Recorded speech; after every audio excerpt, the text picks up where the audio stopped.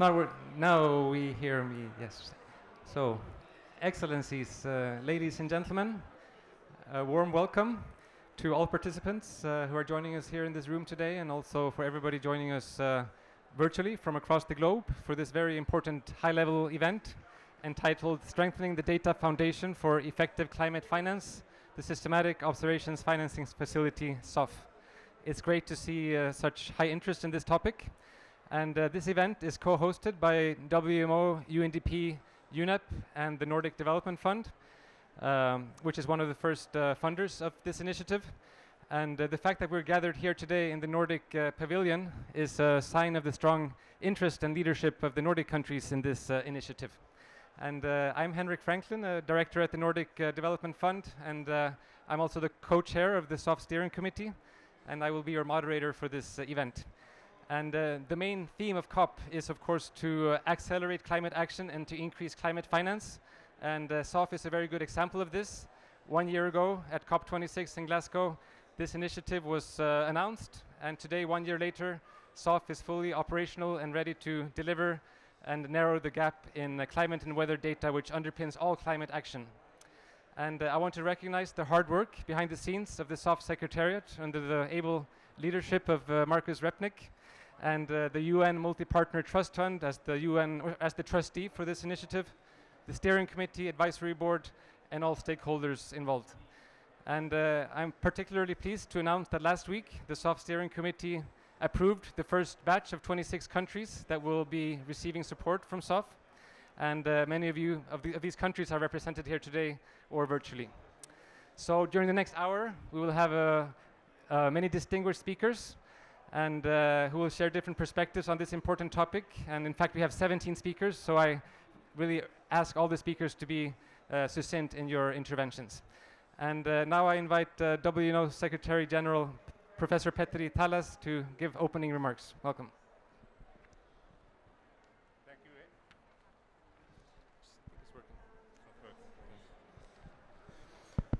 Thank you, Henrik, and welcome also on my behalf to this event. And it's a great pleasure to see so many of you present here. And if everything goes well, you will deserve some drinks and something to eat afterwards. This SOF is very important tool to improve the basic observing systems where we have major gaps in African countries, Caribbean, Pacific islands, and in meteorology we say that if you put junk in your forecasting models, you get junk out, and that's the situation at the moment, that we are not able to provide high quality early warning services to those countries where we don't have basic information available. And that's also a problem for climate science. For example, if you read the most recent IPCC report, it's demonstrating that we cannot say in many parts of the world whether we have seen changes in flooding or drought events. So this is also needed for the climate proofing.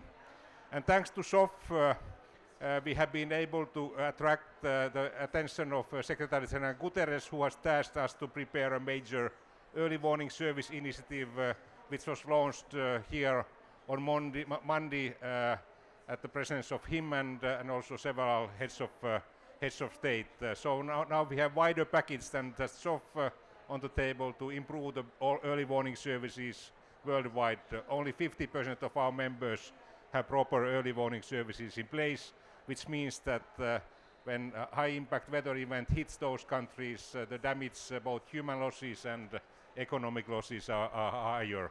But first we have to invest in the meteorological and in the future also hydrological infrastructures to be able to provide good services. And we are most grateful for those donor countries and our partners who have already decided to commit some resources. And as Henrik said, only some countries will be financed in the near future because of those funds. And we have heard lots of positive news from many countries that we expect that there will be more resources floating. Many thanks for that, and many thanks for coming to this event. Thank you. Thank you, Professor Talas. So if you can stay on stage, please. And we're very happy to invite Kristalina Georgieva, the IMF Managing Director, on stage. And a big round of applause. We're very honored to have you joining this important event. And Ms. Georgieva, you have vast experience in the area of finance, economics, and on a daily basis you engage with governments, partners. How would you say that climate and weather data is also economic data? Good evening, everybody. Great you're coming for this discussion because this is one of the smartest investments that can be made. Our analysis shows that we can significantly, of course, reduce the cost of damage somewhere between 3 and 8 times if there is a system to provide information in a timely manner. And we also know that this is becoming by the day more important. Last year, weather-related damage exceeded $250 billion, and this is not the most expensive year in history. And of course, developing countries are hardest hit. At the IMF, we are engaged in 3 aspects of related to this initiative. First, high quality, reliable data. So policy planners can make decisions based on this data. We are a big part of initiatives related to closing the data gaps, including the G20 Closing the Data Gap initiative. And 2, we are very interested in getting not only the hardware, but getting training, capacity building, institutional development. And I understand that with the systemic observation financing facility, this is one of the objectives. Why this matters? Because strong institutions are the foundation for strong policies. If you don't have people trained, you don't have institutions that can operate, then doesn't matter that you are collecting the data. Data becomes useless. And 3, we are looking at the events of the last years. We all have seen how import disruption of food has caused massively increase in hunger. Many developing countries, because they don't have predictability, reliability of domestic food production, they have to rely on imports. 85% of food comes from somewhere else, and that makes no sense.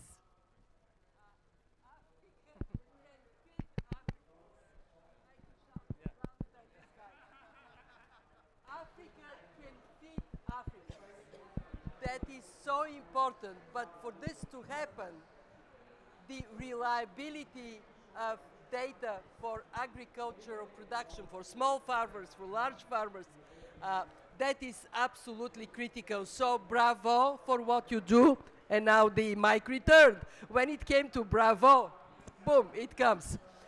But sincerely, bravo, and please do work hard to make it faster available everywhere, but especially on the African continent. Thank you very much. Thank you. Thank you so much, Ms. Georgieva, and thanks for your support. We really appreciate it, and thanks for bringing up the importance of this kind of data for decision making. And I mean, you've been a strong supporter of SOF from the beginning. You mentioned some of the basic ingredients, but was there something particular that you want to emphasize or mention on this initiative that strikes you as innovative? Or what I find most useful is coverage, because to have data in one place and functioning institution in one place but not in another is actually handicapping those who do have the data. So I understand that the objective is to get 20 countries covered fast. I would love to see us taking a I don't know what I do with these mics. I would love to see coverage, and for this reason I see many here that are likely funding this initiative. You're doing the right thing. Small amount of money, huge benefit, and we have to aim for coverage. So actually the aggregate data allows artificial intelligence to be put to work for improving agricultural productivity, transport links, and all that is there from an economic standpoint. So if there is somebody here still hesitant, I don't know, should I do it? Do not hesitate, please do it. $1 invested in weather systems, at least you get $16 in return. Thank you. Thank you.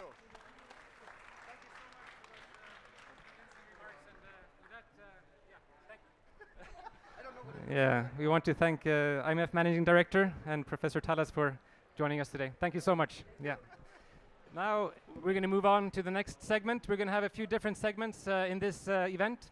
The next one is going to talk about how we can close the gap of basic weather and climate data. And I invite Ingrid Anderson, the UNEP Executive Director. Do we have Florian Pappenberger? Yeah, if you can also join, please. And Niri Vololona Rahilo Jau from Madagascar. And I'm not sure if we have Florence joining us. Is somebody joining us? Yeah, we have some Florence Rabier as well. But let's start. Yes, I will start with you, Ingrid Anderson, the UNEP Executive Director. Thank you so much for joining us today. And UNEP has been putting a lot of emphasis and work on sort of bridging this gap in climate and weather data.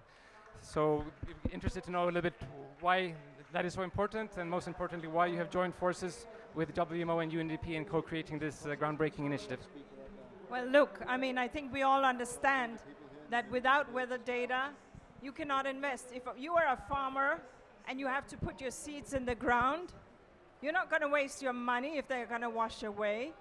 If you're a farmer and you have to de-stone your lands so that they can be plowed with oxen, horse, or machinery, you're not going to de-stone unless you know maybe entire work is going to be washed away. And if you don't have that information at your fingertips, it's absolutely clear that you're going to lose money. You just heard from the managing director of the IMF that this is absolutely critical. And so we from UNEP, from the very get-go, we're very proud to join this initiative, because good environmental management, good water management means good meteorological information, because those are the very basis upon which economies grow. And that's what we want. We want stable climate, absolutely. We want to close that gap, absolutely. But we want to bring down poverty. We want to see thriving economies. We want to reach the development goal, the sustainable development goals. So right now, our policies, the current policies that we have in place, are driving us to a world in 2100 to 2.8 degrees. When we take the NDCs, yes, we reach 2.6. We take the conditional NDCs for which there is not enough money, we reach 2.4. So with that scenario, which is unacceptable, and we have to decarbonize and we have to invest in adaptation, we must have this financing, because that scenario is one that would slap the very poorest, pull the rug, the environmental rug from under their feet, and not enable these communities to thrive. So we're very happy to be in this partnership with our friends from WMO and from UNDP, and we give a huge thanks to all the donors who've already put money on the table, all promissory notes. We will cash the promissory notes, and we will ask for more money on the table. Thank you very much. Thank you so much, Ms. Anderson, for that support. Now, continue on this topic of narrowing the gap in climate and weather data. I think we have Dr. Florence Rabier connected with us on the screen. I think she's the Director General for the European Centre for Medium Range Weather Forecasts, ECMWF. And this center is one of the global centers that translates observational data that comes from different parts of the world into forecast products. And as a director of this center, if you can please share to us why you're such a strong advocate for SOF. Sure. So first of all, it's a pleasure really to attend today. And I'm sorry I couldn't be with you. But really, we cannot stress enough the importance of observing the Earth. And observations are the basic ingredient to produce global weather and climate information, which is what we do indeed at ECMWF. Sorry. So we are an intergovernmental organization. We were created in 1975 by a joint European effort to push the limit of weather prediction to help society. Today we are supported by 35 states, and we predict the weather weeks and even months ahead.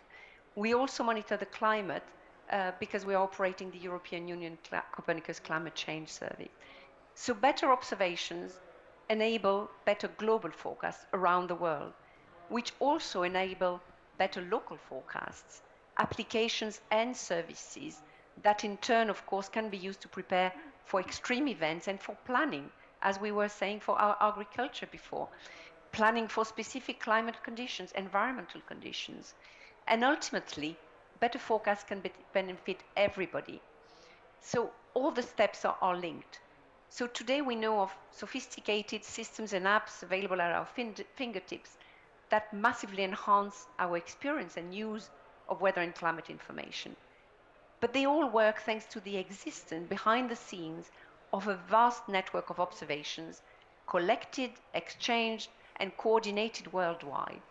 So while we rely today on a large number of satellite observations, surface-based observations continue to be an essential factor for the improvement of weather forecasts. And the most precious surface-based observations are the ones coming from the areas of the world where we currently have less of them, which are the least developed countries and the small island developing states, which is why ECMWF fully supports the SOF initiatives that aims to fill this gap. And we do believe that supporting SOF is a worthwhile investment to ensure that our world is better prepared for the climate crisis and the environmental challenges ahead. Thank you. Thank you so much, Dr. Rabier. Give a round of applause. And now I think this nicely connects us to our next speaker, who we're very privileged to have, and we will focus now a little bit from the field perspective. So Dr. Niri Volulana Rahilujao from Madagascar. You're the Director General of Meteo Madagascar, and your institution is responsible for collecting and also disseminating across the world, the data that comes from your country in terms of climate and weather. And we heard now that the data that comes from your country feeds into the kind of systems that we just heard about. So what are some of the challenges you face, and how do you see SOF bridging some of the gaps that you have in your country? Thank you very much. Good evening, everyone.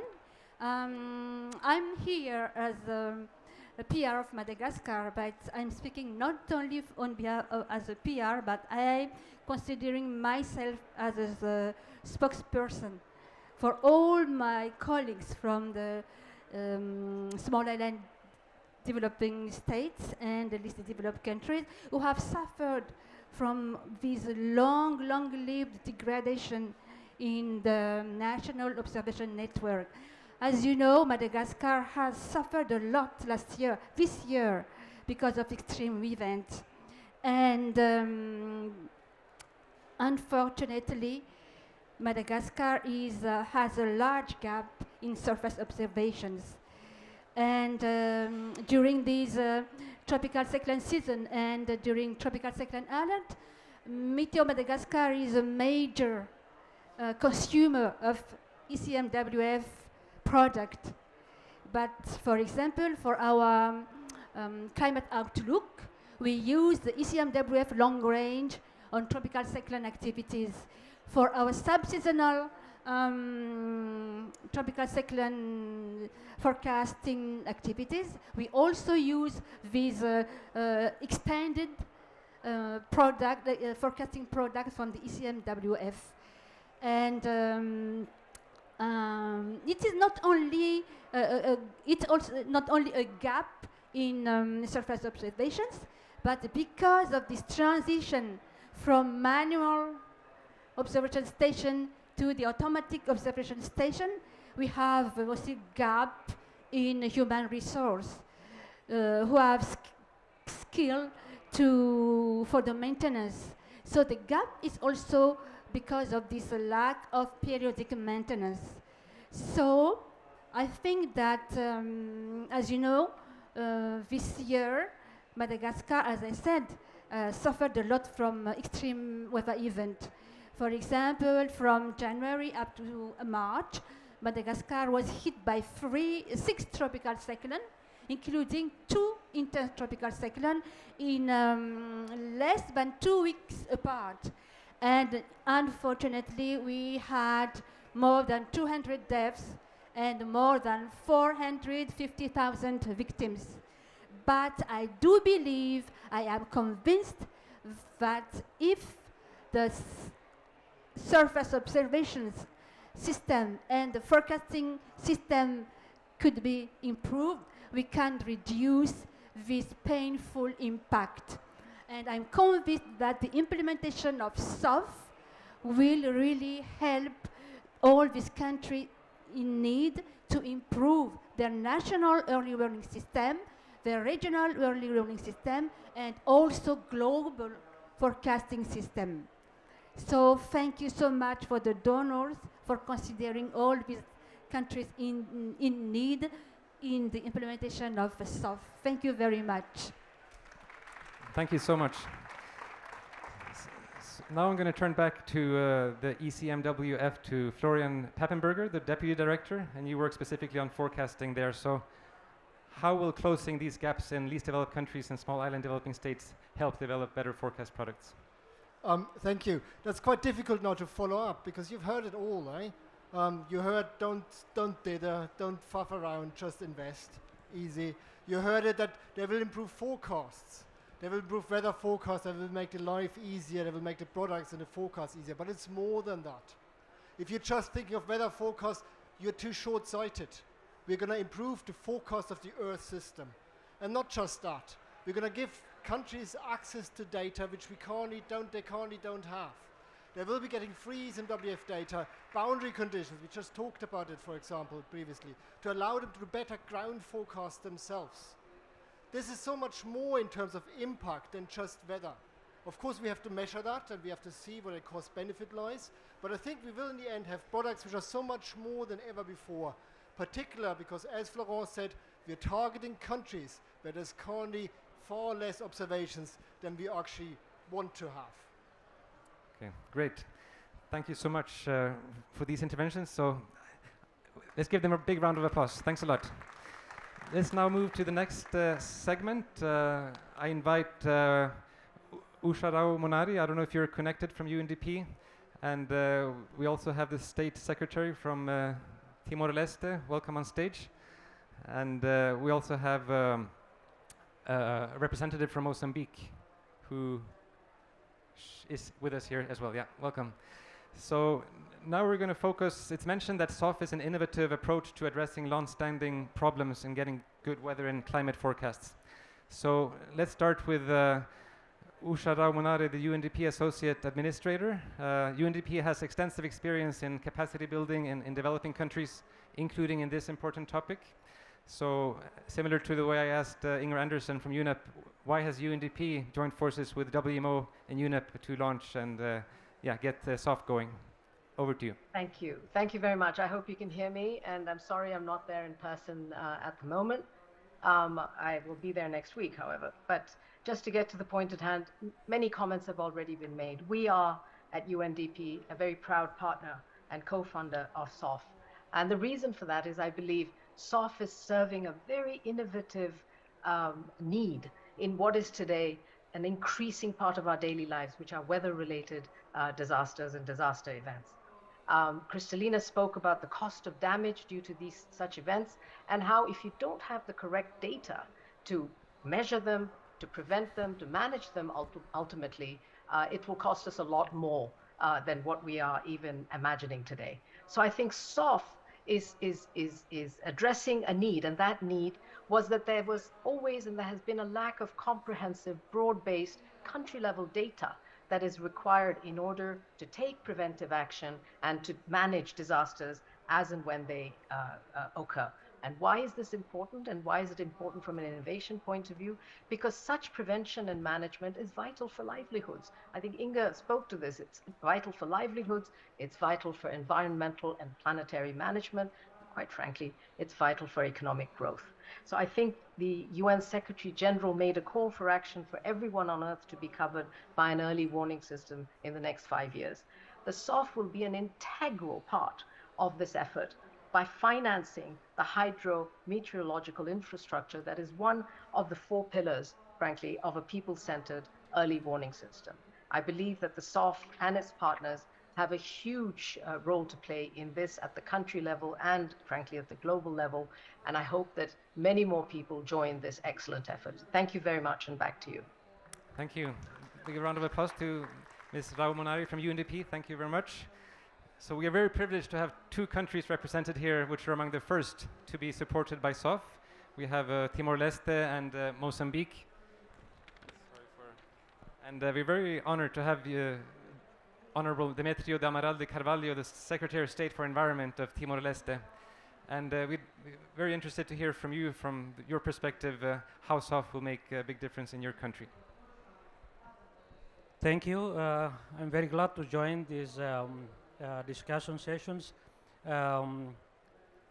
especially for Nordic Development Fund, World Meteorological Organizations, and UNEP for hosting these important discussions. I'm coming from an island nation. The size of the island nations is 15,000 kilometers square with 1.3 million populations. In 2021, we have a big impact from climate-induced disaster. And the cost of the event today, in terms of the cost, about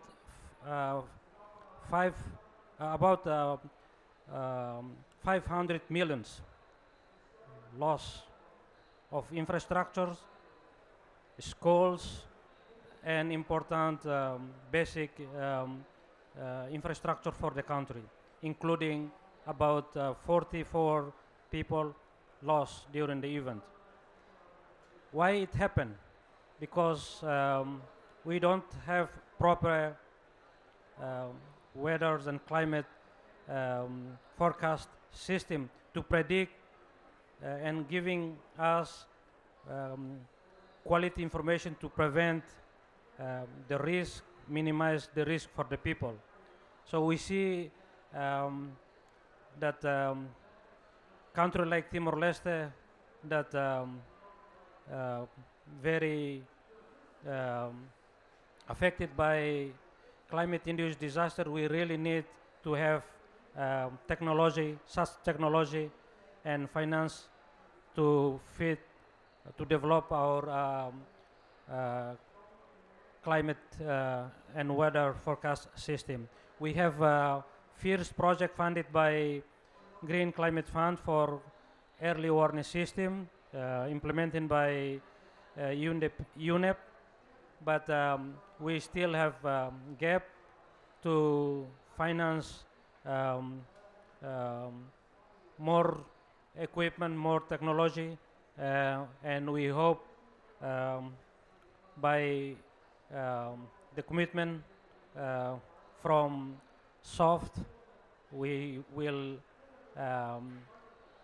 what we call able to cope the event in the future. And thank you for all of the Nordic country that make this fund possible. Thank you.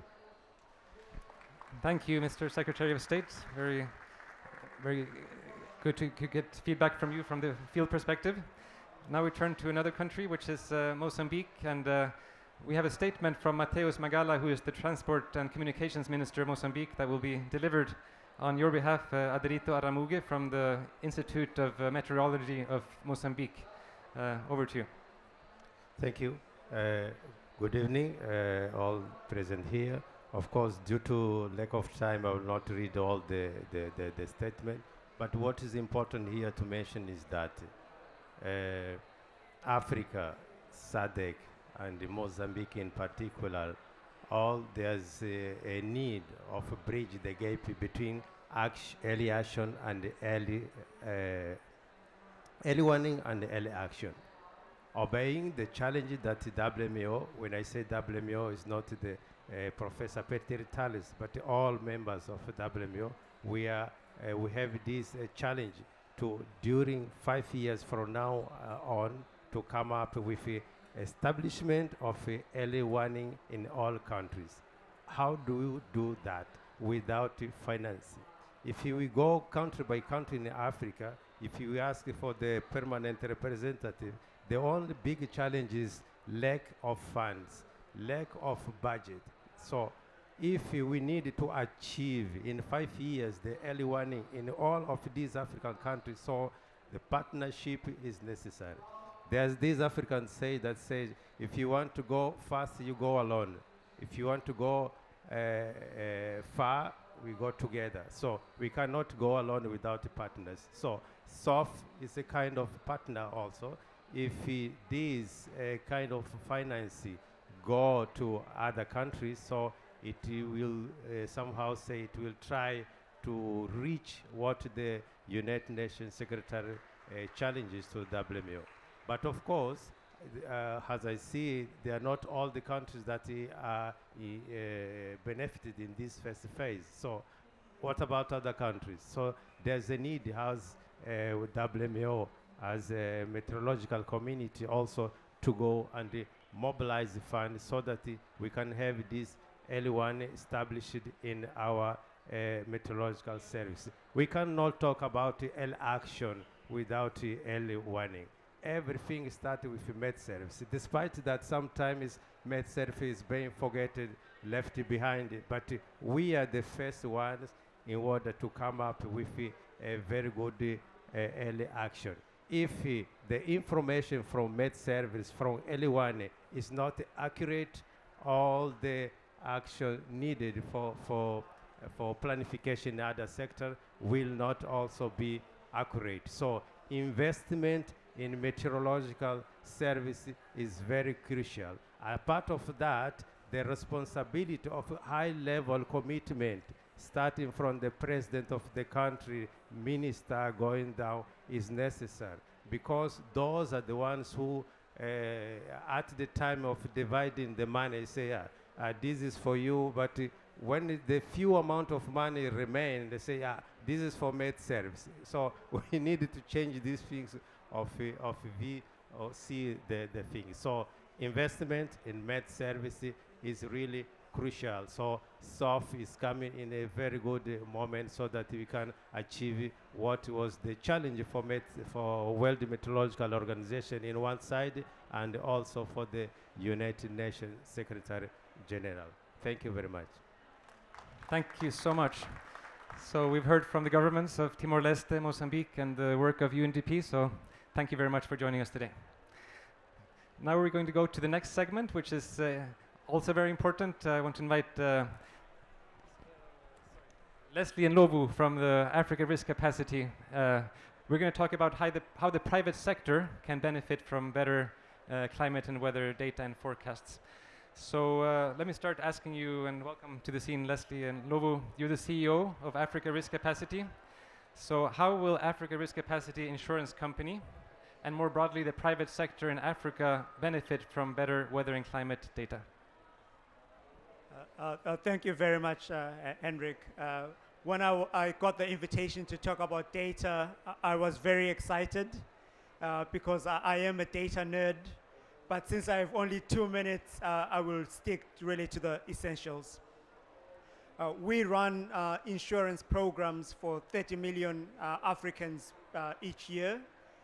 Our insurance programs are underpinned by data because they are parametric in nature, which means that we're able to model the size of an economic loss from a drought, from a flood, or from a tropical cyclone. We then are able to pay claims within 10 days because we don't have to go through the very long loss adjustment process. This ability to pay claims very quickly is crucially important because responding and intervening early improves significantly the outcomes. However, all the good work that we are doing is in fact underpinned by the quality of the data that we have. We don't want to have an insurance product that pays claims when it shouldn't, because it will become too expensive for our customers.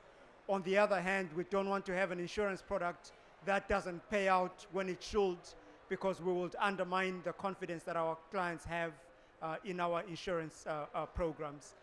Therefore, we are extremely delighted by the SOF, and we are grateful to all the donors that are funding it, because it will enable us at the African Risk Capacity to have more accurate insurance programs, which will be calibrated at the right price and will really gain the trust and the confidence of our clients. So thank you very much. I really appreciate that. Thank you so much, Mr. Nobu.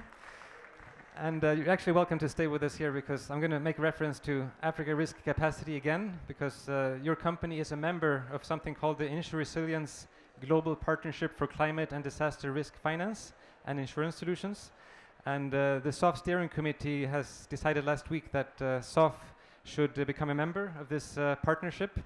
And the reason why we have Dr. Jürgen Sattler from he's the Director General of the German Ministry for Economic Cooperation with us is because your government has been a big advocate and fostering this partnership. So what is, in your mind, why is it important for SOF to become a member? Yes, thanks a lot, and it's a pleasure to be here. We are working closely already for years with ARC, and now we are happy to support the SOF. So 3.5 billion people, livelihoods are threatened by climate change in the future. Many of them are in developing countries. But when we look at extreme weather events, the damages they do are very different when you look across the different countries, and it depends a lot on the protection they have. For example, Bangladesh very much improved the situation, so you can do a lot. And what we need is collective action and solidarity. And in order to organize that, we have to organize it. That's collective action. We have to organize it in a collective level. Kristalina talked about institutions. So we need an institutional architecture to tackle with that problem. That's the new world. You know, it will happen all the time, and we have to get prepared for it. The SOF is at the beginning of and an important part of this new institutional architecture, because early warning is early, so it's on the start. We need the data, therefore we need SOF. But SOF should be part of the architecture. And we are very happy to see that SOF joined the Insure Resilience Global Partnership. This has been established, Germany has initiated years ago, but we are working closely with ARC. And only since 2021, the Insure Resilience Global Partnership has helped 150 million people. It's only the start, but there we already joining hands. So what we suggested now and discussed now with many countries, in particular the V20, the vulnerable 20, Timor-Leste, for example, is part of it, but also Pakistan, is to build a global shield. You might have heard about that. A global shield which protects us against climate-related risks. And this global shield is, putting all the elements together we need for the future. And SOF is at the beginning, it's early warning, and then we will have all kind of instruments, for example, also debt instruments. Kristalina, IMF plays a role there, for example, which allows countries to suspend debt payments once the crisis hits. So all these instruments come together. We start with so-called pathfinder countries. Pakistan is, for example, one, where we discuss with the government, what do you need in order to build this comprehensive protection? SOF will be at the beginning, and then there will be all the other instruments. I think that's one suggestion, that's one approach. It doesn't solve all the problems, but I think this can be another important building block, and thanks. Excellent, thank you, Dr. Sattler. So it's very exciting, actually. Today we're going to witness the signing of the agreement between WMO Secretary General Petri Talas and Dr. Jürgen Sattler. So let's allow a few minutes for this signing of this agreement. and we'll stand here as witnesses.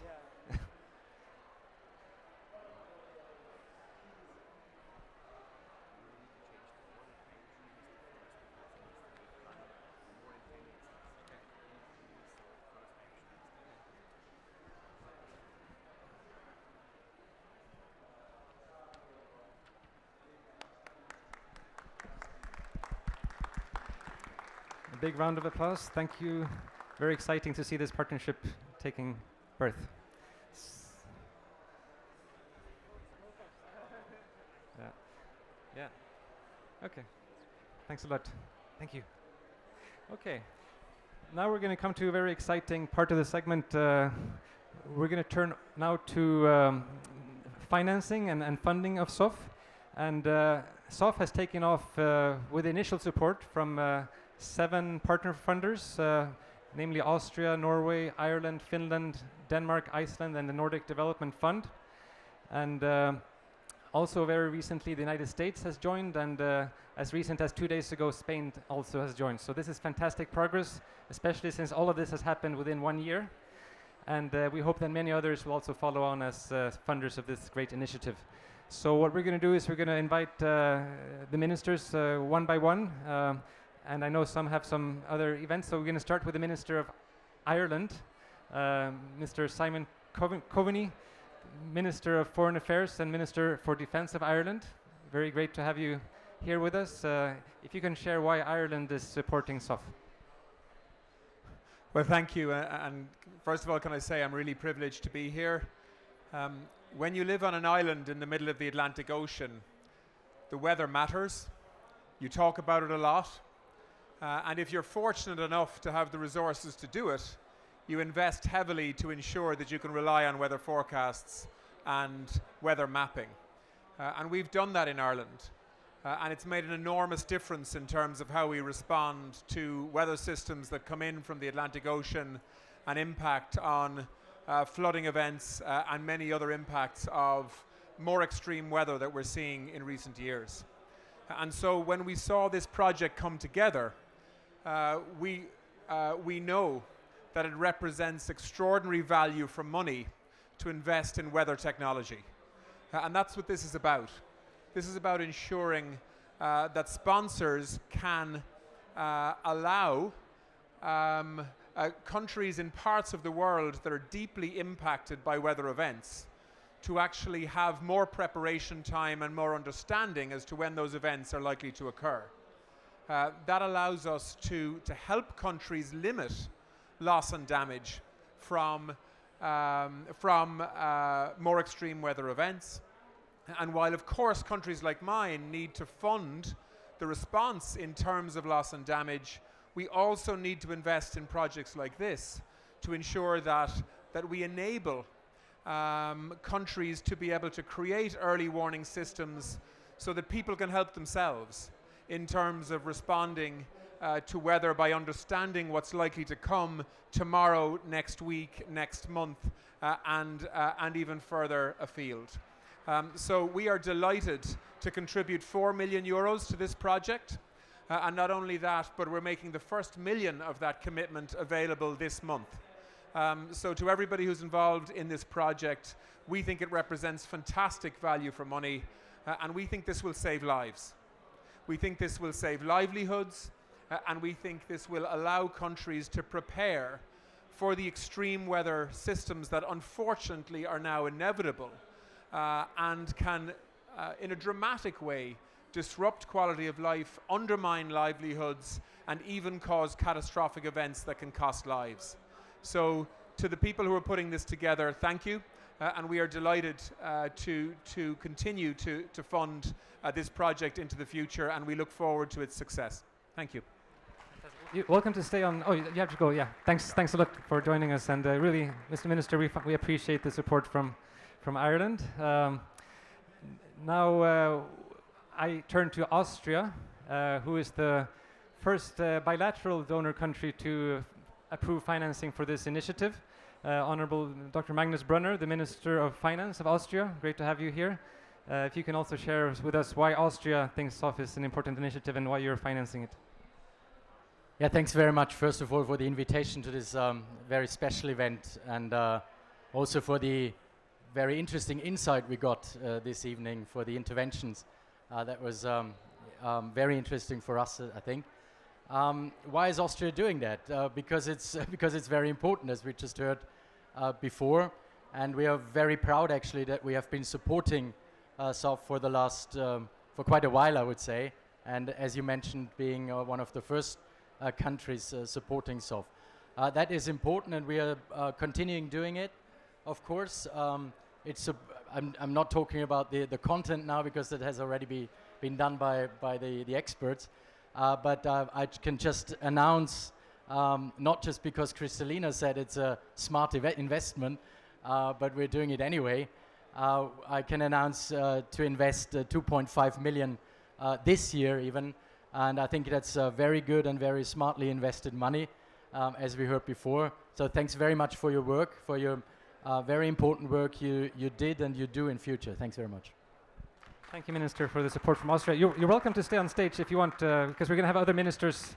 It's nice to show that the support is gaining momentum. So in that context, I invite Minister Ann Beate Tvinnerim from Norway on stage, and welcome. And 1 year ago at COP26 in Glasgow, Norway expressed its pledge and to support this great initiative. And in the meantime, the financing has come through, and it's fantastic. So we want to also hear from you why you're supporting SOF. Thank you, Henrik, and thank you to everyone who's here.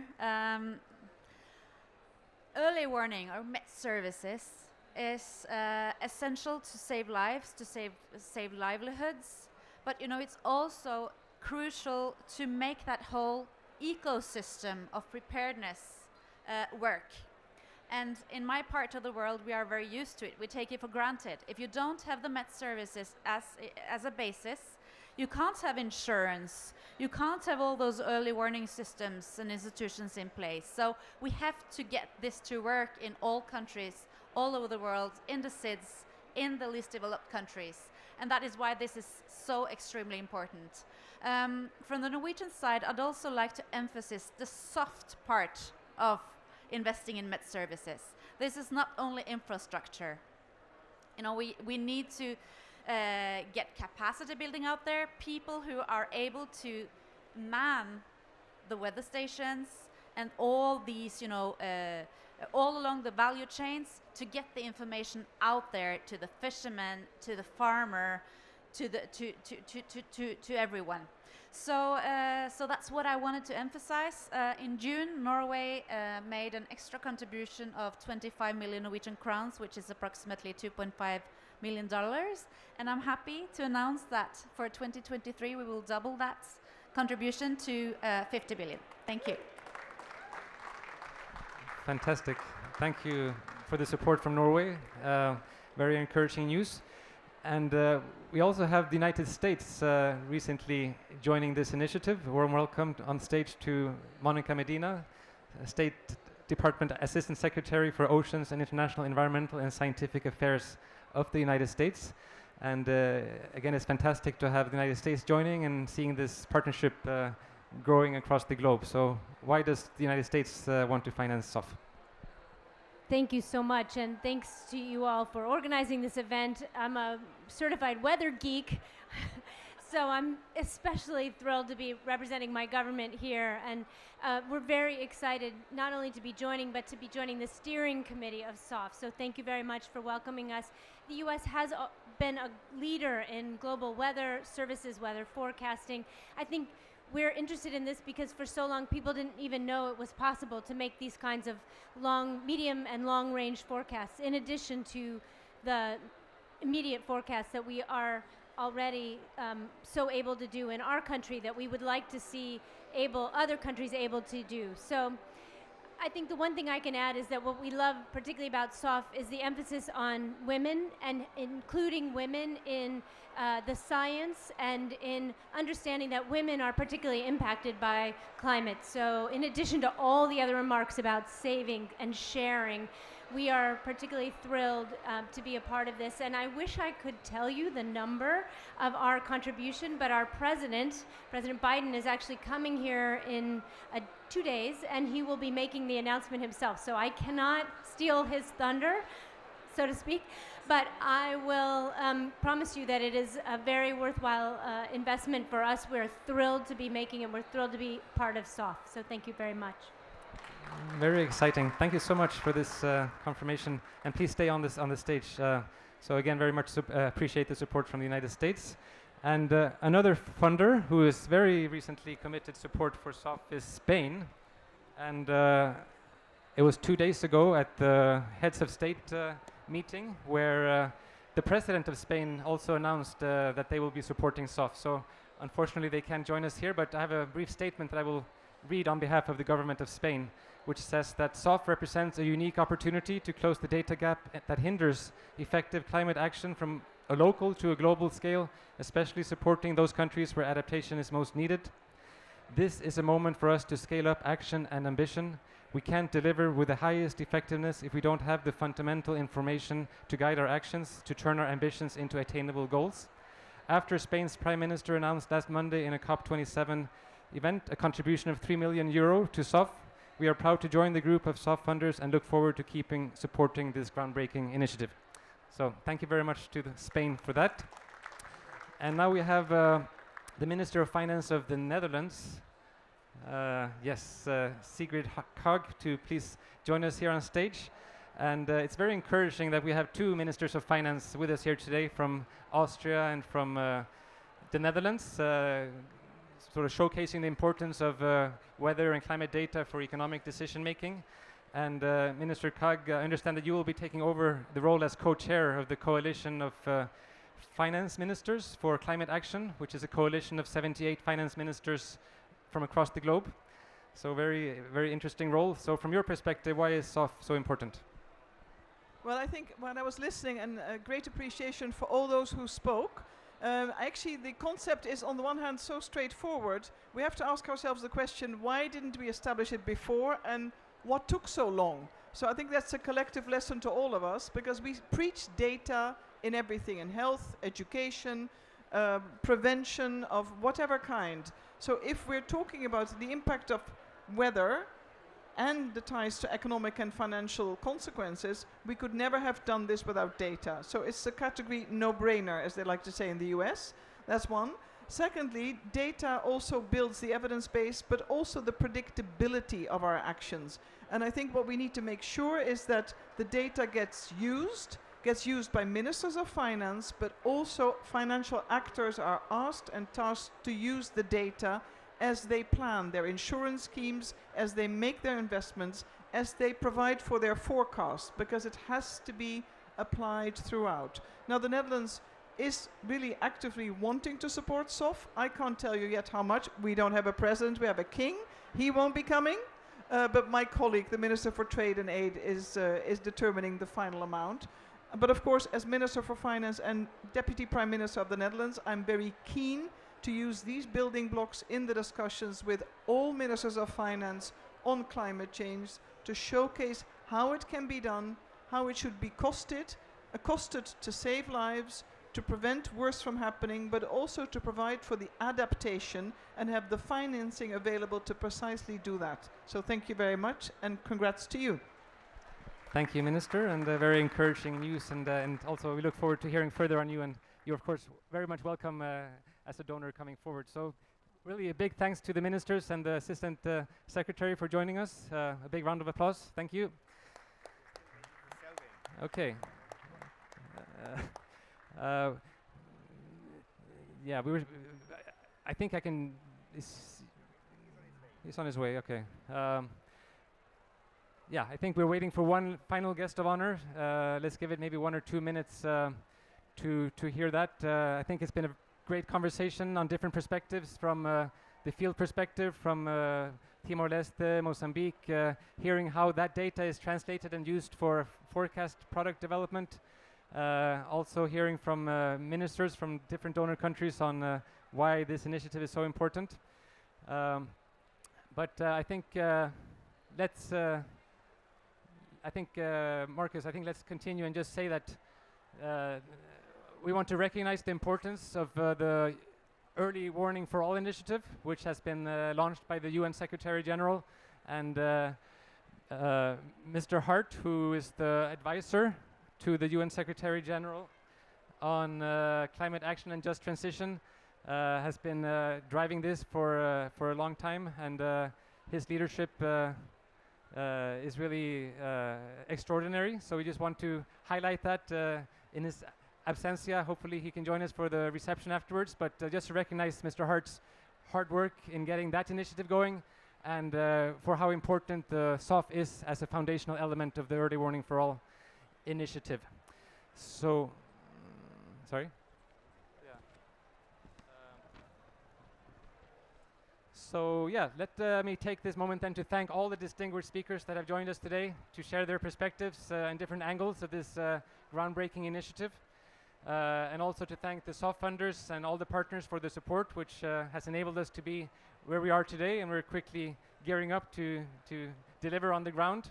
And we look forward to the continued support. And in the spirit of this COP, which is really to accelerate climate action, I think SOF is a good initiative to that, and I think it's really thanks to all the hard work and support from many partners. So thanks to everyone, to all the speakers, to all the partners, funders, and to all of you that have also listened in. And I want to say that you're all welcome to stay for a reception, which will also be here in the Nordic Pavilion, which is a Nordic finance reception. So please stay on if you want to continue the dialogue. And let's finish with a big round of applause for everybody. Just in time, great. Mr. Hart, welcome. I was just mentioning to the team here of the great work that you're doing in the United Nations to get the Early Warning for All initiative off the ground, and also the tireless work of the UN Secretary General on this important topic. So now that you joined, you want to share us a little bit of what is your motivation to tirelessly work towards this, making sure that everybody on this planet has early warning capacity, and how you see SOF as a foundational element of that? Thank you so much, and it's really a pleasure to be here with all of you, and this has been a great week thus far. We have a new number. It's not 1.5, it's 100%. 100% coverage in 5 years. And I want to thank Petri and his team at WMO, my good friend Paul, really for taking forward this bold and ambitious proposal and initiative by the Secretary General. One of the really unfortunate consequences of the climate crisis is that its impact is being felt by those who have contributed least to the climate crisis. What struck me, and I say this virtually every day, is what struck me most from the IPCC report on vulnerability and impacts is that if you're living in one of the global hotspots of the climate crisis, namely in Africa, South Asia, Latin American region, or on a small island developing state, you're 15 times more likely to die from a climate impact. And we know that early warning systems, they save lives. So for me, the motivation is to save lives, to save the lives of those who are on the front lines of this climate crisis, who've not contributed the least. SOF will be an important and critical component of making this happen. We need you to help us to scale up finance. We need you to ensure that the solutions that you're working on and the initiatives in countries that need these systems, that we deliver them at pace and scale. So I am excited, I'm enthusiastic. You can see it is not because I ran all the way over, but because we have an opportunity of a lifetime, the opportunity of a lifetime to save millions of lives. And it's a small investment, 3.1 billion. 3.1 billion. Compare that to the trillions mobilized to fight COVID. So, colleagues, we can do this. I'm excited. SOF will be an important partner and player to make this happen, but we require all of you to ensure that you keep all of us accountable for delivering on this 100% coverage. So thank you so much, and I look forward to working with you guys over the course of the next 5 years. Thank you very much, Mr. Hart, for your strong commitment on this theme and also for your strong support for SOF. So I think with that compelling conclusion and finalization, I want to thank all of you on behalf of the hosts of this event, WMO, UNDP, UNEP, and the Nordic Development Fund, for joining us this evening and connecting in the morning or afternoon, wherever you are in different parts of the world. And you're more than welcome to join us for Nordic finance reception starting in a few minutes in this pavilion. So thank you so much, and have a good evening. Bye. Thanks. We finished. Well done.